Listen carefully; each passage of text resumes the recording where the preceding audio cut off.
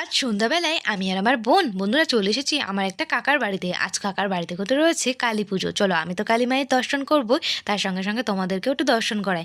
দেখো, ভেতরে ঢুকতে কি সুন্দর গেটটা সাজিয়েছে, খুব সুন্দর লাগছে কিন্তু দেখতে। আর আমি তো মায়ের দিক থেকে চোখই ফেরাতে পারছি না। তখন আমার মাকে আজকে লাল টুকটুকো শাড়ি, জবা ফুল আর বেলফুলের মালা, একদম মায়ের রূপ দেখো একদম ফুটে উঠেছে। কত মিষ্টি লাগছে আমার কালী মাকে। মা তো সবসময় সুন্দরী হয়। চলো, কালী মাকে নমস্কার করে এখন কিন্তু আমরা চলে এসেছি প্রসাদ পেতে।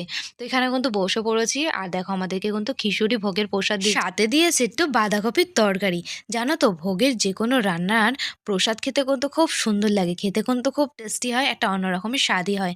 তো চলো, মায়ের প্রসাদটা এখন আমি খেয়ে নিয়েছি, আর এখন কিন্তু আমরা বাড়িতে যাব। আর তোমাদেরকে একবার দেখাই যেখানে কি কি দিয়েছে আমাদেরকে প্রসাদে। প্রথমে দিয়েছিল খিচুড়ি, তরকারি, চাটনি, পাঁপড়, আর শেষ পাতে রয়েছে একটু পায়েস। তো বন্ধুরা, আমি তো কালিমাকে খুবই ভালোবাসি। আমার মতো যদি কালিমাকে তোমরা সত্যিই ভালোবেসে থাকো, তাহলে কমেন্টে জয় কালী মায়ের জয় লিখবে।